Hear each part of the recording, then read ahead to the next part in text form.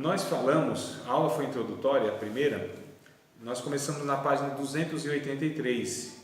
Na página 283, nós falamos a respeito da necessidade de a gente ter argumentos, né, bíblicos, da gente de fato saber, irmãos, ter a habilidade de dialogar com as pessoas, né, de ser sensível às dúvidas, a demanda que existe mesmo, para que a gente possa, como diz o 1 Pedro, que nós lemos, capítulo 3, né, verso 15, esse foi um versículo aí que nós iniciamos na fala, onde Pedro diz assim: olha, vocês possam sempre estar preparados para responder com mansidão, né, a razão, quando perguntam para vocês a razão da esperança que há em vocês. Então a gente precisa estar preparado para fazer isso, para termos de fato argumentos bíblicos, tá? É a página 283, todos aí acharam? Então a gente começa já com esse texto, porque a Bíblia ela vai nos orientar, amados, que nós temos de fato muitos, mas muitos argumentos para a gente falar da nossa fé. A nossa fé não é um conjunto de crenças, né, onde a gente acredita em um monte de coisa que não tem base. Pelo contrário, a fé evangélica, eu prefiro a fé evangélica do que a fé cristã, porque o cristianismo ele é muito... Quando a gente fala de cristianismo hoje, a gente entende assim um monte de coisa, não é? Por exemplo, cristianismo vocês entendem por quê? Fala assim: eu sou cristão, minha fé é cristã. Vocês vão preencher até algum formulário, não tem lá às vezes, né? Qual é a sua religião? Vocês já preencheram algum formulário que tinha essa observação, não? Não. Às vezes emprego a gente vai e tem lá, né, na ficha. A religião, qual é? Muitos colocam cristãos, no Brasil principalmente. E a gente que é evangélico põe cristão, e quem é católico põe cristão. E às vezes quem é de outro segmento vai pôr cristão. Então assim, cristianismo, ele tem muitas vertentes que a gente chama, né? Então são muitos movimentos que se denominam cristianismo, ou muitas pessoas se denominam cristãos. Mas aí nem sempre eles de fato correspondem com a fé evangélica. Essa palavra evangélica também, infelizmente, ela está muito desgastada. A fé bíblica, né, a fé do Senhor Jesus Cristo, é essa que a gente aí precisa argumentar. E nós temos argumentos históricos, inclusive, tá certo? O Evangelho não nasceu, na verdade, lá na Palestina, lá em Jerusalém, em Atos dos Apóstolos. Não nasceu lá com Jesus. A fé evangélica, o Evangelho, ele nasce inclusive lá em Abraão, né, que é o pai dos crentes, não é que diz Paulo em Gálatas, irmãos? Não tem esse texto em Gálatas? Que ele é o pai dos crentes, né? Nós somos filhos, nós somos crentes como o crente Abraão. Então o primeiro crente que houve foi o Abraão, nesse sentido todo. Agora, na verdade, o anúncio do Evangelho está anterior a Abraão, que é lá em Gênesis capítulo 3, verso 15, né? Pai, benção pura? Que bom que chegou. 283 a página. Então olha que coisa interessante, irmãos. E a gente precisa ter a clareza de tudo isso, né? Quando a gente vai falar, na verdade, da nossa fé, por onde a gente começa? Pelo pai da fé. O Abraão? Pelo Abraão, né? O crente, o primeiro crente? Será? Será que é bom começar por aí? Por Jesus. Por Jesus? Não, aí seria muito bom falar de Jesus. Mas nem sempre a pessoa pergunta diretamente de Jesus. É verdade. Não é? Às vezes ele pergunta de outra coisa, mas é claro que ele sempre vai introduzir Jesus. Isso é um fato. Vamos para o texto de Atos dos Apóstolos? Qual que tá? 2? A página 283. Vamos para Atos dos Apóstolos, porque eu acho muito interessante. A gente precisa ter a sensibilidade. Sabe o que é sensibilidade? A gente saber... A facilidade de sentir, de ver, de tudo.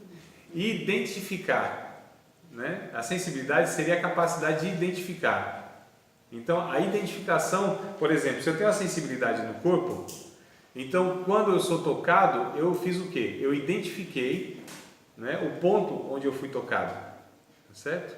E dali então eu vou tomar uma medida, porque a partir do ponto onde eu identifiquei que eu fui tocado, é a partir dali que eu trato as coisas. Ou seja, o que aconteceu aqui em Atos capítulo 8 é justamente isso que eu estou falando. Porque o Filipe, ele se deparou com um homem, um estrangeiro, que estava inclusive lendo as escrituras, né? O Antigo Testamento, no caso Isaías. Nós sabemos hoje que é Isaías capítulo de número 53. Mas é interessante que o Filipe, ele pergunta: o que você está lendo?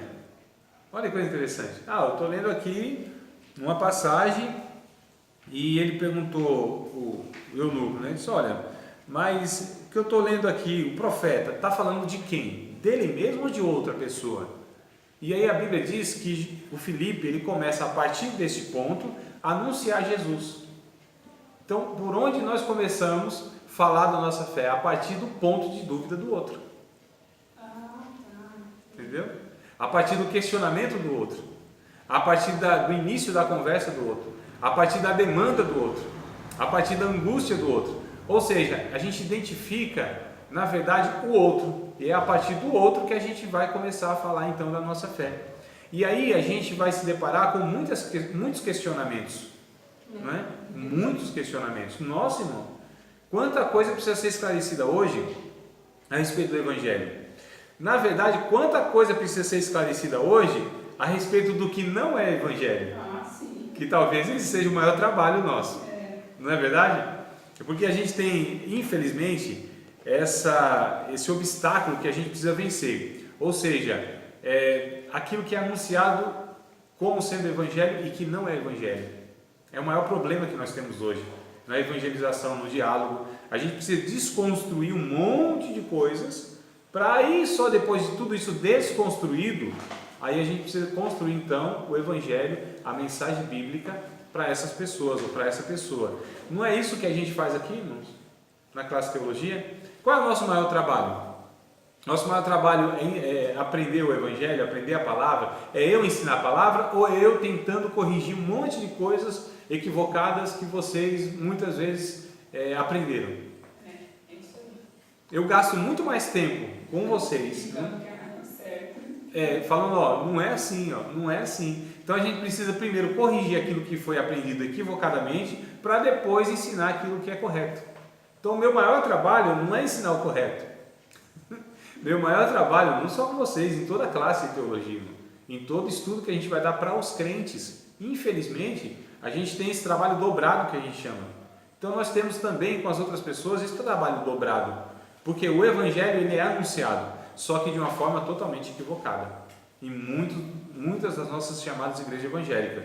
Pela mídia, então, nem se fala. Pela mídia que é o pior de tudo, porque é alcance em massa, não é? Então lá o pessoal alcança milhões de pessoas falando um monte de besteira, um monte de heresia, tem um monte de prática errada. E aí quando chega então nas nossas igrejas, ou num estudo como esse, ou palestra, alguma coisa assim, então chega assim com um monte de ideia que não tem nada a ver. E aí não tem como a gente construir em cima de um erro. A gente precisa corrigir esse erro para construir a verdade, não é? Então por onde a gente começa? Pela dúvida do outro. O ponto de partida é sempre onde o outro quer começar. É dali que a gente de alguma maneira vai levar essa pessoa a Cristo. Vai trabalhando as ideias. mas isso aqui é assim. Não, a gente vai corrigindo os equívocos. Para que a gente saiba fazer isso, para que a gente consiga fazer isso, amados, nós temos que ter um bom conhecimento bíblico. Dominar as doutrinas básicas da fé cristã. Quais são as doutrinas básicas da fé cristã? Foi uma pergunta isso. Não sei. Não? Ninguém sabe? Olha que coisa assim. Hã? Nós aprendemos. Sim, todo cristão que quer, no mínimo, falar da sua fé, é preciso conhecê-la. Não é uma coisa óbvia, não é? Quer dizer, como que eu vou falar de uma coisa se eu não conheço basicamente aquilo que eu vou falar? Vocês percebem como que a gente tem uma necessidade enorme? E assim, eu acho muito Eu não daria crédito para uma pessoa que viesse falar para mim da sua fé ou de qualquer coisa se ela não conhecesse a base. Irmãos, eu vou dar crédito. Já pensou um médico querendo me orientar a respeito de alguma coisa e ele não tem... Fala, ó, não sei se... Eu acho que é mais ou menos isso aqui. Ó, me parece que você tem isso aqui, eu vou te remediar tal coisa. Mas não tenho muita certeza não, viu? É só assim uma leve desconfiança que eu tenho. Que o seu sintoma parece que é tal coisa. Irmãos, já pensou? Quem é que dá crédito a um médico desse? Hã? Uma pessoa vai dar uma palestra, alguma coisa, ou vai ensinar qualquer coisa aí para vocês, dando um exemplo aí rapidinho, de vocês ensinar alguma coisa que vocês participaram, culinária, crochê, que, irmão? Corte e costura, bordado, habilitação, tirou alguma coisa assim, confeitaria, pode ser, né? De repente tá lá para você fazer uma receita, mas vem cá, eu uso o que aqui? Não sei não, hein? Eu acho. Sabe o que eu não sei? Rapaz, a gente pode, sei lá, improvisar, né? Põe aí alguma coisa, vamos ver se dá certo. Põe aí na massa, põe aí, mistura tudo. Vamos ver se no final dá certo. Vocês iam confiar nessa pessoa? Não. Claro que não. Agora, como que uma pessoa vai confiar em nós quando a gente é indagado, a gente é perguntado a respeito de algumas questões e a gente às vezes enrola, às vezes, porque as pessoas percebem quando a gente não tem convicção das coisas. Ou quando a gente não tem uma resposta segura para falar das coisas. Essa pessoa não vai dar crédito para a gente, irmão. Então, assim, por que você crê nisso? Muitas pessoas não sabem responder naquilo que elas mesmas creem. Irmãos, já é uma pessoa que não tem crédito para falar daquilo que ela acha que crê ou que ela crê. Nós precisamos ser pessoas que usam a cabeça, o cérebro. Tá certo? Eu não estou falando para todo mundo ser um teólogo, todo mundo conhecer as profundezas da teologia, mas as doutrinas básicas. Olha que coisa espantosa. Quando a gente pergunta numa sala de teologia para irmãos que são vocês, que já têm um tempo de fé, e aí a gente fica em dúvida, quais são as bases da fé evangélica? Nós não sabemos. Nossa, isso é muito preocupante para mim, muito preocupante, não é? Então, quais são as bases da fé? O que a gente se baseia na mensagem do Evangelho? Por que nós acreditamos em Cristo? Por que nós acreditamos na Bíblia? Por que nós acreditamos que o que está escrito aqui, de fato, é verídico, é verdadeiro, é palavra de Deus? Por que a gente decidiu entregar nossa vida a essa proposta que a gente chama de Evangelho? Por que a gente segue a Jesus? Aí a gente vai construindo as bases da fé. Não é que a gente vai construir, já está construído aí faz muito tempo. Aliás, faz 2000 anos aproximadamente. Nossa ressurreição. Por que a gente acredita? Olha só, nós precisamos ter uma noção. Primeiro, por que o outro precisa de salvação? Por que eu preciso de salvação? Pergunta para mim. O que a gente responde? Alguém chega assim e fala assim, você precisa de salvação, Jesus é Salvador e tal, eu preciso de salvação, Jesus é meu Salvador, por que eu preciso ser salvo? Salvo do quê? Estou muito bem, obrigado, está tudo certo na minha vida. E aí, irmãos, como que a gente começa então? O que a gente vai falar? E se a gente não conhece, por exemplo, a questão da condição humana? Qual é a condição humana? Perdido. Todos estão perdidos. Se todos estão perdidos, é necessário um Salvador. Quem é o Salvador? Cristo. Por que Cristo é Salvador? Por que Ele é Salvador? Por que não é o Maomé? Por que não é o São Francisco de Assis? Por quê? Por que não é o Tiradentes? Gente boa. Não é? Por quê, irmão? Isso é muito sério. Então as pessoas perguntam, eu tenho uma entidade lá que dá conta disso aí. E como que a gente então responde essas questões? Vocês percebem como nós precisamos ler, se informar e temos argumentos bíblicos? Percebe?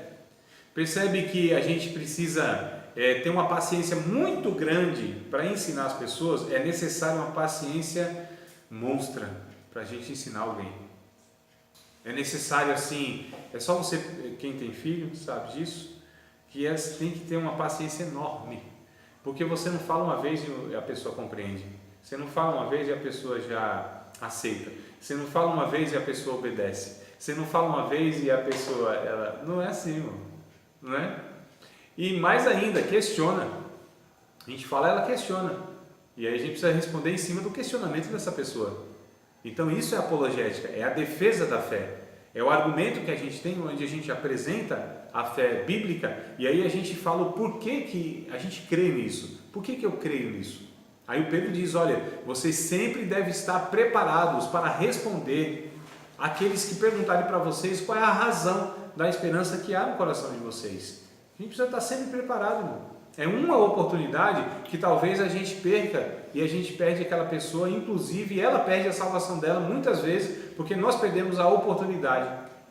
Ou porque muitas pessoas perderam a oportunidade de esclarecer uma pessoa. Vocês acreditam que muitas vezes uma pessoa com dúvida, ela se depara com vários evangélicos e esses vários evangélicos não conseguem encaminhar essa pessoa a Cristo, irmão? Que é um negócio para mim também assim, espantoso, preocupante demais. Como que nós podemos ter tantas pessoas falando que servem a Deus, frequentam igrejas evangélicas, ouvem mensagem todo dia praticamente, todo dia, os crentes vivem de segunda a segunda na igreja, quando não está no YouTube, ou assistindo alguma coisa, não é? Ou na TV, ou no rádio, então é mensagem saturada 24 horas por dia, um negócio impressionante. E por que essas pessoas que ouvem tanta coisa, não conseguem elaborar algo razoável para orientar outras pessoas? Talvez não seja por não levar a sério isso. As pessoas não levam a sério. Me parece que a religião que menos leva a sério as suas crenças somos nós. Pergunta para um muçulmano a respeito do que se resume a sua fé. Ele vai falar sobre os 5 pilares do islamismo. Ele vai ter isso claro, não tem dificuldade. Pergunta para um católico mesmo, um católico sério, ele vai falar da sua fé, dos 7 sacramentos que há na fé católica. Pergunta para um espírita a respeito então da sua fé, nossa, ele vai falar de Allan Kardec e de todo o kardecismo, tranquilamente. Pergunta para uma pessoa que frequenta um centro espírita, ele vai te explicar o que é um médium, ele vai te explicar como que são os passes, as entidades, as oferendas. Irmãos, só nós que somos negligentes. Olha que coisa absurda, horrível, espantosa, desesperadora. E o que isso está mostrando? Ou o que isso está denunciando? Que muitas vezes nós não levamos a sério isso. Porque nós muitas vezes somos ensinados que é assim, fala de Jesus e o resto do Espírito Santo dá conta. Não é? Não é? Assim mais ou menos que a gente é ensinado? Fala que Jesus é bom, Jesus salva, Jesus cura, liberta. O Espírito Santo também. É. De fato, amados, é claro que jamais nós vamos cair num erro de achar que os nossos argumentos eles vão ser suficientes para convencer ninguém. Agora, o Espírito Santo, sendo um ser inteligente, que usa pessoas inteligentes para alcançar pessoas inteligentes. A gente está falando aqui de questões cerebrais, não é? A Bíblia é o quê? É um livro, não é um livro? Se ele é um livro, ele tem que ser lido. Como pode ser lido e entendido alguma coisa se não é por meio do intelecto? Não tem como. Como que eu posso dialogar com a pessoa? Eu estou aqui dialogando e colocando argumentos. Isso é o quê? Inteligência. A fé não é descerebrada. A fé não é algo assim, um salto no escuro. A fé não é algo que a gente fala, não, eu vou entrar nesse negócio, não sei como, eu vou entrar. Claro que não. Jesus ensinava, irmão, Jesus explicava, Jesus ele esclarecia as coisas. Jesus era de uma clareza tão grande. Jesus era um mestre por excelência. Jesus não era pregador como são os pregadores de hoje. Nada a ver. Toda vez que Jesus ele abria a boca para falar, era ensino, era instrução, era doutrina. É o que a Bíblia mostra e ensina claramente. Não é? Esse negócio de Jesus de pregar e tal. Jesus ensinava, orientava, explicava, pegava lá, ele identificava lá o seu público, ou a pessoa que estava conversando, ele identificava qual era a realidade da pessoa, ele identificava qual era a origem da pessoa, o contexto que ela estava inserido, a sua história, não é? E a partir disso, então, Jesus ia buscando meios que faziam parte da realidade daquela pessoa, ou daquelas pessoas, e iam falando, ó, o seguinte, a fé é mais ou menos como o reino de Deus é mais ou menos como uma mulher que ela colocou assim 3 medidas de fermento, né, no bolo e tal, aquela coisa toda. Olha, o reino de Deus é mais ou menos como um grão de mostarda que ele plantou e tal e tal. Então ele ia pegando o quê? Aquilo que era cotidiano, que as pessoas conheciam muito, muito claramente. E a partir disso, então, ele ia comparando essas coisas e iam trazendo as verdades, os valores, os princípios espirituais. Isso a gente chama de parábola. O que é uma parábola? A parábola é onde eu pego coisas espirituais, coloco ao lado das coisas materiais, tá certo? E comparo, extraindo aqui, então, uma lição. Isso é parábola, paralelo, ao lado. Jesus fazia isso. Pegava as coisas eternas, colocava ao lado das coisas terrenas, do cotidiano. E aí ia explicando, ia falando, né? Ia tirando as dúvidas. Senhor, olha, Moisés disse assim, assim, assado. Tá, Moisés disse assim, assim, assado. Vocês sabem por que Moisés disse assim, assim, assado? Por causa disso, disso e disso. Então, eu porém vos digo, assim, isso. Percebe, irmãos? Era isso que Jesus fazia. Isso é o que? Apologética, defesa da fé, orientação, instrução. Por que Jesus fazia isso? Porque Jesus conhecia muito bem o Antigo Testamento. Ah, mas ele era Deus, né? Não. Ele não conhecia como Deus o Antigo Testamento. Ele conhecia como um judeu o Antigo Testamento. Ele conhecia como um menino que foi instruído pelos seus pais.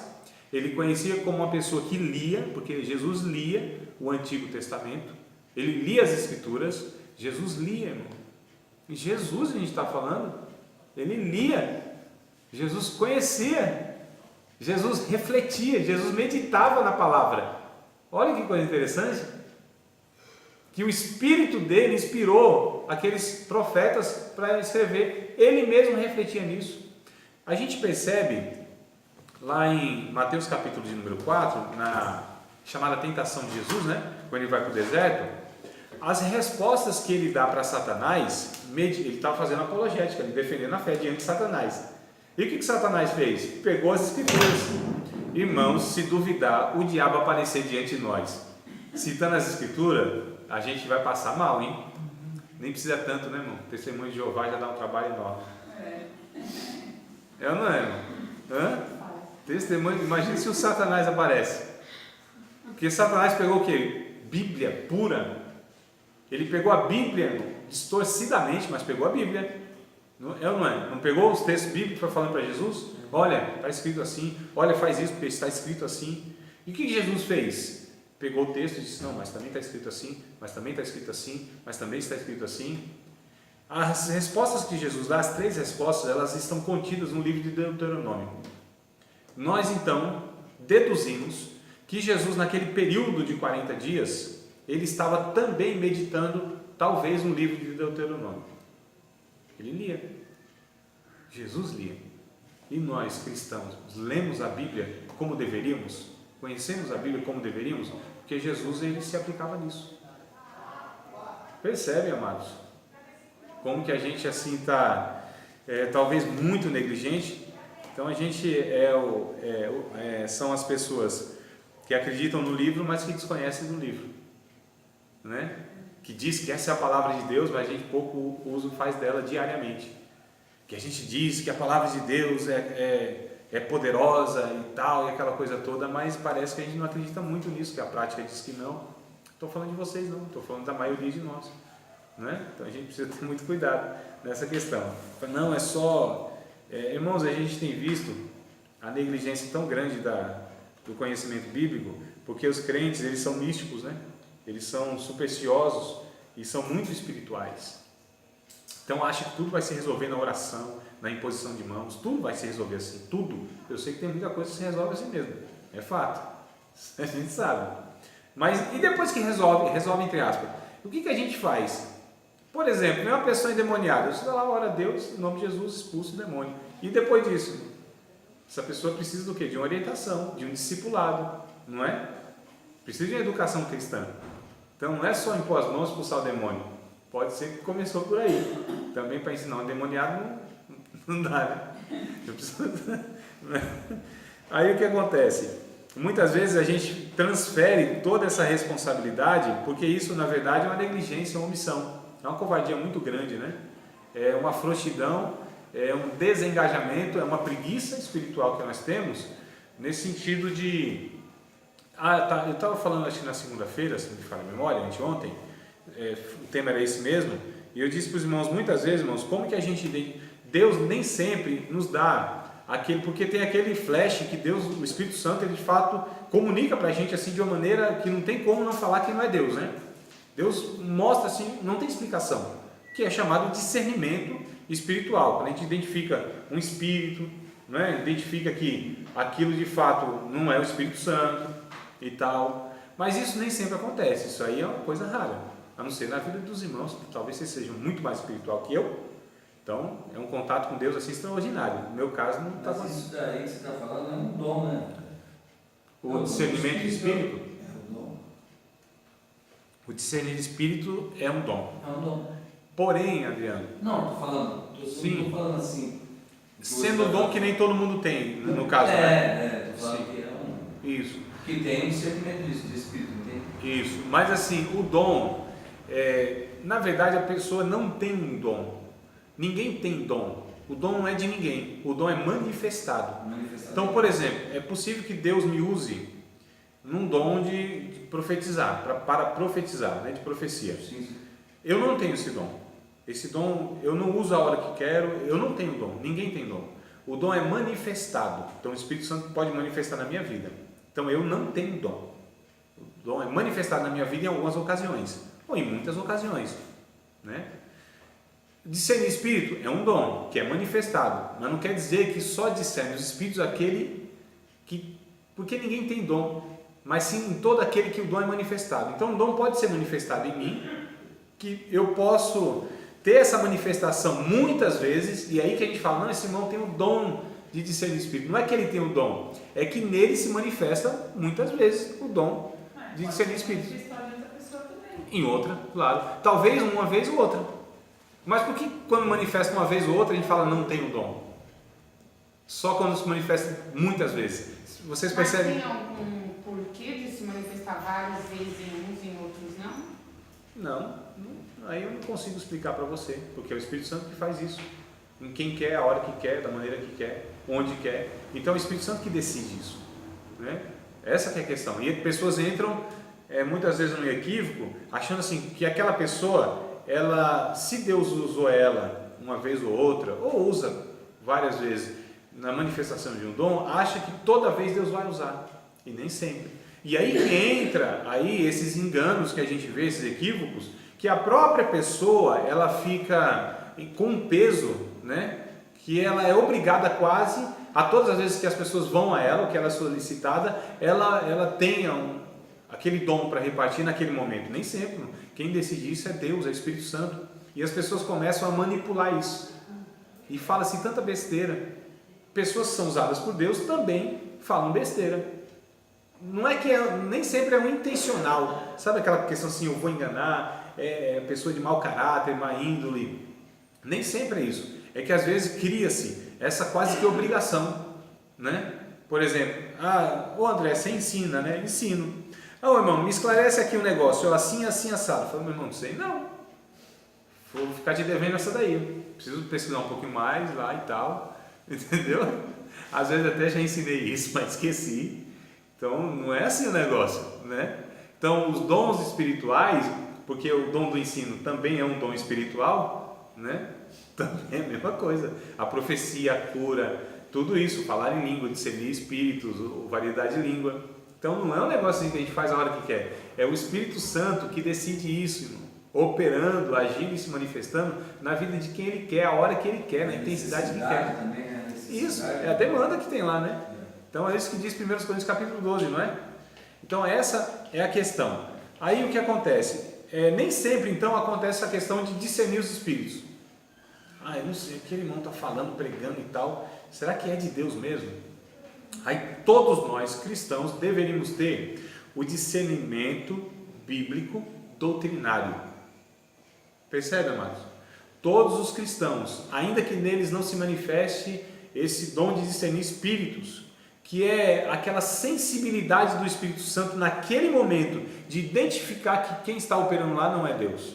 Isso é o discernimento de espírito, tá certo? Uma coisa inexplicável. Agora, todo cristão deve ter o discernimento bíblico doutrinário. Aí a pessoa pode estar falando, ensinando, supostamente profetizando, pregando. Se eu tenho discernimento bíblico doutrinário, eu identifico que aquela mensagem não é de Deus. Porque eu identifico aquela palavra com essa palavra. E aquela mensagem, aquela palavra, aquele suposto ato de Deus, precisa passar pelo crivo doutrinário bíblico. É por isso que não é enganado aquele que de fato tem o discernimento bíblico doutrinário. Não tem jeito. É tipo assim, aqueles, alguns pastores que dizem, tá lá pregando e tal, e no meio da pregação pega e fala, que Deus revela ali, que daquele que tocar no meu, que sou ungido, anjo da igreja, vai ser comido de bicho. A gente entende que aquilo não é verídico, não é o que está na Bíblia. Não é porque eu tenho discernimento bíblico doutrinário, ou seja, o discernimento eu distingo biblicamente qual é o ensinamento bíblico sobre essa fala dessa pessoa. Vocês percebem, irmãos, a necessidade que nós temos? E eu estou falando no âmbito aqui, na verdade, nosso, estou falando dentro da igreja, estou falando de cristãos, que na verdade a apologética a gente está tratando aqui, defendendo a fé com aquelas pessoas que nem são cristãs.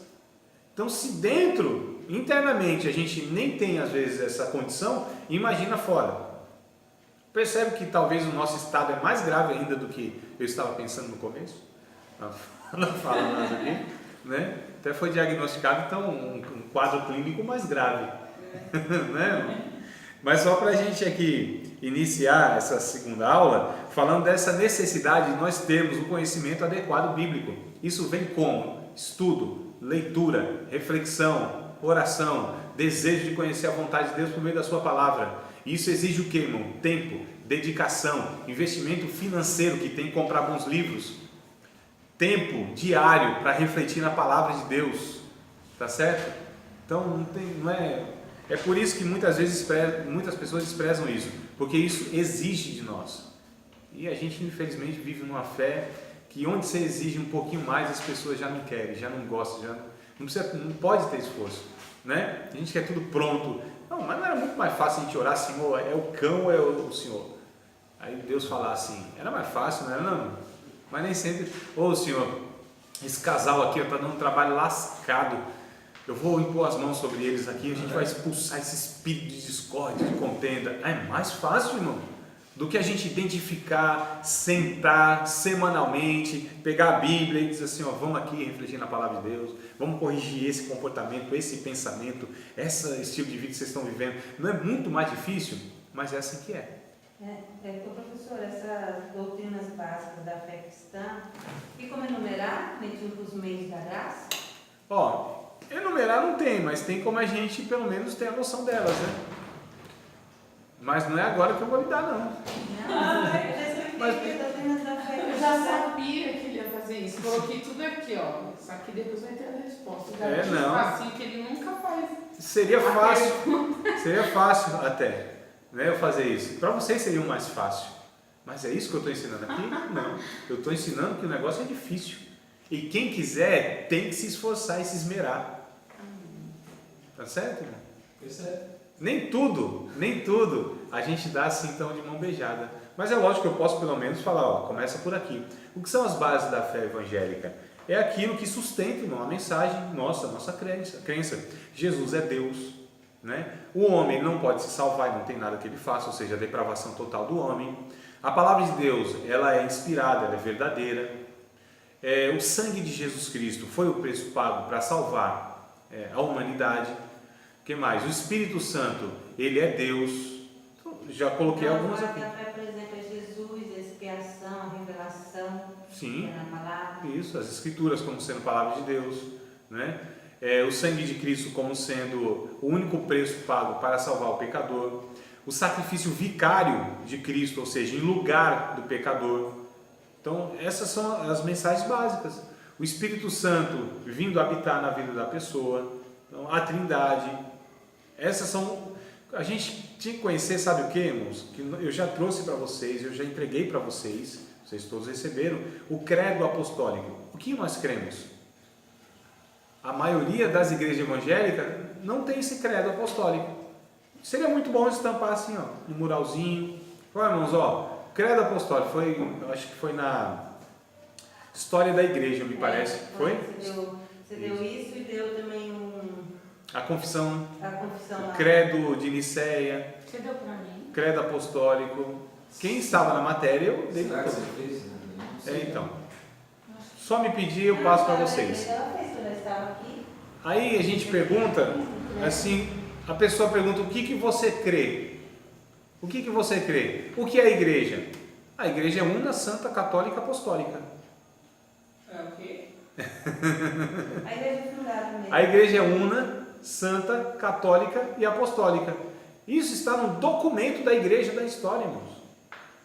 Ela é uma só existe uma igreja. É una. A igreja é santa. A igreja é distinta. A igreja é separada de tudo aquilo que é corrupto, tudo aquilo que é pecado. A igreja é o povo de Deus em todos os tempos, em todas as épocas, em todos os lugares, constituída de todos os salvos. São 4 que você falou. Una, santa, católica. A igreja, ela é universal.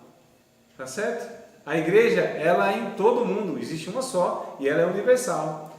Una, santa, católica e apostólica. A igreja é fundamentada. Tomara que não é ninguém aqui que só correu você falar universal. Mas a igreja, eu falei que ela é católica e ela é universal. Aí, ó. Já pensou? E ela é católica ainda. Né? Ela é una, santa, católica e apostólica. Olha só. Então, católica ela é universal. A palavra católica quer dizer universal. E a palavra universal quer dizer que é em todos os lugares. A igreja é constituída de pessoas em todos os lugares. Só existe uma igreja, uma só, a católica, que é fundamentada na doutrina dos apóstolos. É por isso que ela é apostólica. Isso está em Colossenses, inclusive, né? É fundamentada na doutrina dos apóstolos e dos profetas. Quais são os ensinos dos apóstolos e dos profetas? Ô, irmãos, lê a Bíblia. A gente, principalmente o Novo Testamento, os apóstolos, ela é apostólica. Então, Paulo vem trazendo as bases da fé, Pedro também fala, João também fala, Judas também fala. Então, percebe como a gente tem que ter um conhecimento básico dessas coisas? Fala, nossa, irmão, como é trabalhoso. Isso é claro que é trabalhoso, irmão. É lógico que é trabalhoso. O que é fácil na vida? Eu quero perguntar. Na vida, o que é fácil na vida? Nada. E a fé cristã? É fácil? Claro que não é. E a fé cristã é, de fato, para aquelas pessoas que querem facilidade? Lógico que não é. Jesus já avisou o negócio, mas ele disse assim: quer me seguir? Vai ser dificílimo, muito difícil. Agora tem muitas pessoas que querem, é assim, é o crente meia boca, meia pataca, meia colher. Isso não existe, né? Mas nem nas profissões isso é bem aceito. Imagina a gente está falando de coisa muito séria, irmão. Está falando de eternidade, está falando de evangelho.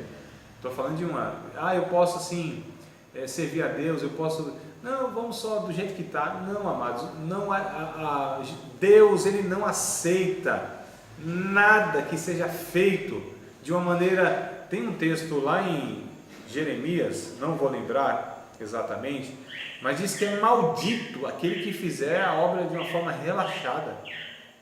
Já viu esse texto, né? Relaxadamente. Maldito, uma pessoa maldita. Então, eu não estou bravo, eu estou pelo contrário alegre, viu, irmão? Alegre. Tá bom? Então, olha só. A gente leu aqui a página 283, página 283. Eu quero ler com vocês a página 283 lá embaixo, no último parágrafo. Glória a Deus. Aleluia. Ela falou que ela sabe mexer. Oh, meu Pai. Obrigado, Senhor. Porém, a ideia é que a revelação coada por mentes humanas é perfeita, capaz assim de produzir um perfeito corpo de verdades conhecidas. Acharam? Não, lá embaixo, onde está uma marca rosa? Revelação. Muito uma marca rosa. Rosado assim, ó. Ah, tá. Tá rosado assim. Achei. Rosada tá no dedo, gente. Eu estudo. Eu estudo. Quem estuda tá grifado, rosado, circulado, sublinhado, Mas eu comentado. achei aqui, ó, tá, porém, a ideia é... Tá no último parágrafo isso aí. Todos acharam, amados? Sim. Vamos lá. Porém, Rosada.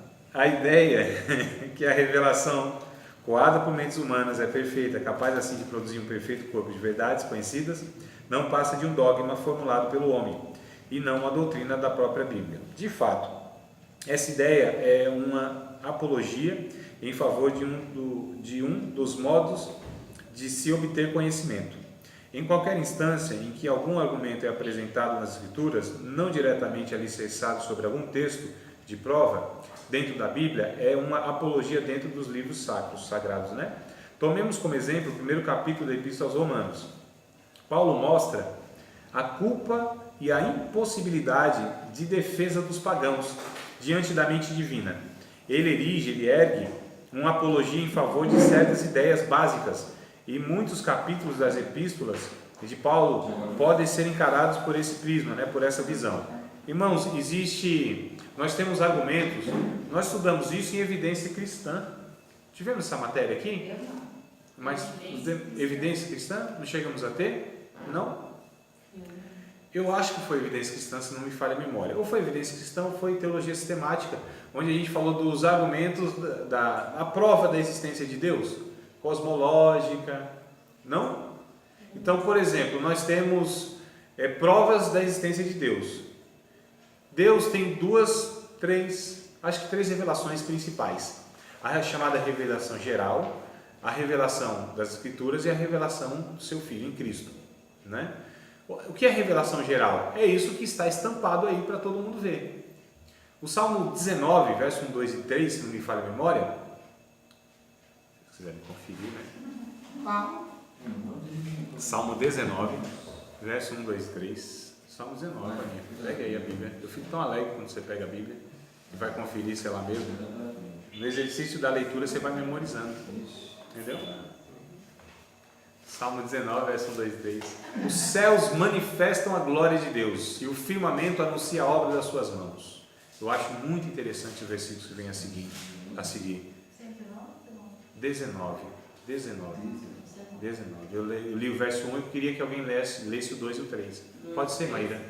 Um dia discursa a outro dia. Há uma noite que revela conhecimento a outra noite. Não há linguagem, nem há palavras, e deles não se ouve nenhum som. O 2 se deu. E O 3 também? Nossa, pensei que tinha mais alguma coisinha. Mas tudo bem, já está bom demais. Diz aí o texto bíblico que a natureza, o planeta criado, essa a gente chama de revelação geral, anuncia obras de Deus, sem fala, sem ouvir a voz, sem linguagem nenhuma. Eles declaram, eles anunciam, eles proclamam a glória de Deus, ou seja, esse Criador que existe. Romanos, no capítulo de número 1, Paulo ele vai dizer que as pessoas elas estão indesculpáveis concernente a gente não conhece Deus, a gente não tem como, irmãos. Deus está aí estampado para todo mundo ver. Capítulo 1, verso 19, 20 e 21, olha o que Paulo vai dizer. Porquanto o que de Deus se pode conhecer, neles se manifesta, porque Deus lhe manifestou. Porque as suas coisas invisíveis, desde a criação do mundo, tanto o seu eterno poder, como a sua divindade, se entendem e claramente se veem pelas coisas que estão criadas, para que eles, os pagãos, os incrédulos, fiquem indesculpáveis, inexcusáveis, né? Porquanto, tendo conhecido a Deus, não glorificaram como Deus, nem lhe deram graças. Eu acho interessante, irmãos, que Paulo está dizendo aqui, olha, vocês não têm como dizer, nós não conhecemos a Deus. Deus fala conosco, eu digo a humanidade, não estou falando os crentes não, com a humanidade, conosco, com mais recursos ainda, né? Então nós temos mais recursos do que aqueles que ainda não conhecem a Deus. Mas quem não conhece a Deus, não conhece, não é por falta de recurso, não é por falta de mensagem de Deus, é porque eles fecharam o coração, é outra coisa. Mas Deus fala conosco através do universo, através da percepção, através da consciência, através dos animais, através dos meios geográficos, através dos anjos e através dos seus filhos e ainda através dos sinais miraculosos. Então eu peguei aqui 8 maneiras, 8 formas, meios que Deus fala com a gente, não é? Aonde? Isso está em Romanos capítulo de número 2, lá em cima, mas bem aqui em cima, ó, Nathalie, olha aqui, ó, bem aqui em cima, tá vendo? Em azulzinho. Aqui, ó. Tá aqui, irmãos, olha, tudo aqui, ó, escrito aqui. Você vê só? Deus fala aos homens através do universo, Salmo 19, verso 1 e 4. Da percepção, Romanos verso 19, 1, 19 e 20. Da consciência, Romanos 2, 14 a 16. Dos animais, Jó 12, do 7 ao 9. Dos meios geográficos, Atos 17, 30 ao 31. Dos sonhos, Jó capítulo 33, verso 14 a 18. Dos anjos, capítulo 14 de Apocalipse, verso 6. De seu filho, Hebreus capítulo 1, verso 1. E dos milagres, Hebreus capítulo 2, verso 4, parte A. Está escrito aqui, na minha Bíblia. Por que eu sei disso? Porque eu estudei, porque eu pesquisei, porque eu refleti, porque eu conferi e aí eu coloquei tudo aqui. Não é? Glória a Deus. Louvado seja o nome do Senhor. Inclusive tem outras partes aqui, ó. Irmãos, é isso que a gente precisa fazer. Falar, André, mas calma aí, você pegou pesado, né, irmão? Eu não tenho chamado para ser professor. Deus não me chamou no ministério do ensino. Tudo bem, eu concordo com vocês. Pode ser que isso não seja chamado assim como é na minha vida e na vida de vocês. Mas como cristãos que quer de fato anunciar Cristo, nós precisamos ter um certo esforço para aprender. Um pouco mais. Né? E a gente tenha isso aqui é privilégio de quem é chamado para o ministério de ensino? Não é não. Não é não. Tá certo? Eu poderia ser chamado para o ministério do ensino. E se eu não me dedicasse? Poderia ensinar. De que forma? Só Deus sabe. Não é? Agora ainda há uma necessidade muito grande de eu estar me aperfeiçoando diariamente. Faz 19 anos que eu estudo a Bíblia. Pretendo por mais 19 anos para frente estudar a Bíblia também. E o resto da vida. Se Deus me der visão, se Deus me der uma mente razoavelmente boa, se Deus me der saúde, eu quero estudar a Bíblia o resto da minha vida. Porque isso para mim é prazeroso. Primeira coisa é prazeroso. Segunda coisa, eu tenho a necessidade de ter uma palavra de Deus para encaminhar alguma pessoa aos caminhos do Senhor. Para ajudar algum irmão equivocado. Para edificar alguma vida. Eu preciso disso. Eu preciso de ferramenta. Preciso da palavra de Deus. Mais do que tudo. Fiz faculdade. Estou fazendo pós-graduação, a segunda. Vou fazer a terceira. Estudei um bocado de curso. Senai, profissionalizante. Um monte de coisa. Não é que eu sou estudioso, não. Aquele estudioso não é não. Mas o conhecimento para mim é uma ferramenta para ajudar a minha vida e ajudar os outros. Então eu entendo que isso é necessário e muito mais a respeito da minha fé. E tudo que eu fiz, que as pessoas chamam de questão secular, que eu não entendo isso até hoje, vai ser difícil eu entender esse negócio, só fez isso aqui, não, irmãos, tudo teve um proveito para que eu inserisse isso na minha fé e aproveitasse esse conhecimento que eu tive através de várias outras questões que muitas pessoas não julgavam espiritual nem nada. Eu uso isso de alguma maneira para corroborar, para fortalecer, para me dar mais ferramentas ainda para que eu possa anunciar o Evangelho de Deus. Paulo era assim. Paulo sabia de filosofia, Paulo sabia de história, Paulo manjava da religião, das escrituras, Paulo sabia de um monte de coisa. Né? Até mesmo receitinha ele tinha. Ô Timóteo, tá ruim do estômago aí, meu filho? Toma assim um pouquinho de vinho com água para amenizar essas tuas enfermidades estomacais. Irmãos, contribui para a vida, contribui para o Evangelho. Contribui para o Evangelho, a gente consegue estar então encaminhando as pessoas, tá certo? Argumento. Por que a gente teme debate? Por que a gente teme ser questionado? Por que a gente não quer conversar com o testemunho de Jeová? Por que a gente não quer... Por que a gente perde a linha quando está conversando com alguém e de repente... Religião, né? Se religião, política e futebol não discute. Como não? Precisa ter equilíbrio, sensatez. Claro que discute. Discute tudo na vida, sem perder a linha. 2 Timóteo, segunda carta de Paulo a Timóteo, capítulo de número 2, versículo de número 24. Ao servo do Senhor não convém contender, antes ser manso, apto para ensinar, para que vê se aquele que está lá tirando a paciência, ele se arrependa. 2 Timóteo 2,24, eu acho que é isso. Veja aí, Maíra, se é isso mesmo. Confira. 2:24. 2 Timóteo. Ao servo do Senhor não convém contender. É isso? É. Pode ler, por favor? E aos servos do Senhor não convém contender, mas sim ser manso para com todos, apto para ensinar e sofredor, instruindo com mansidão os que resistem a ver se, porventura, Deus lhe dará arrependimento para conhecerem a verdade, tornarem a despertar, desprendendo-se dos laços do diabo em cuja vontade estão presos. Isso já é o 25, eu acho, né? 26. 26, então você leu até o 26, ó, coisa boa. Desde que a gente está desde o começo, e quem está desde o começo, tá, quase 2 anos nós estamos aqui, não é? Já faz. Maíra também, já né? passou. Mais de 2 anos. Já viram eu perder a linha algum dia aqui? Perder a linha, ficar nervoso assim. Não ter argumento e ainda ofender vocês. Não. Ué, mas a gente não vê isso com muitos cristãos aí, muitos irmãos nossos? Facebook que o diga. Não é? Facebook que o diga. Então, amados, por quê? Porque a Bíblia me ensina assim. Eu tenho que ser manso e apto para ensinar. Não posso contender. Por que as pessoas perdem o controle de si?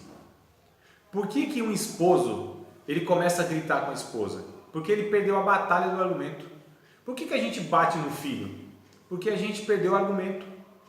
Por que a gente ofende o outro? Porque a gente perdeu o argumento, perdeu a razão, que a gente fala, né? Perdeu a razão. Não é assim? Não? Por que a gente começa então a ofender a outra pessoa, a ficar nervoso, vermelhinho? Por quê? Vermelhinho. Vermelhinho, fica vermelhinho. Vermelhinho, né? Vermelhona, né? Pimentão, fica pimentão. Por que a gente assim, de fato começa a ofender o outro? Por que a gente começa a gritar, alterar o tom de voz? Por que quer partir para a agressão? Porque perdeu a razão, irmão. Perdeu a razão, perdeu o argumento.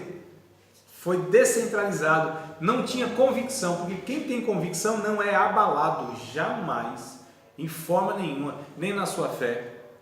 Amados, a gente percebe que algumas pessoas vão para a faculdade, para a universidade lá, muitos dos nossos jovens e tal, e alguns irmãos, né, passados da juventude, vão ir para a faculdade, glória a Deus por isso.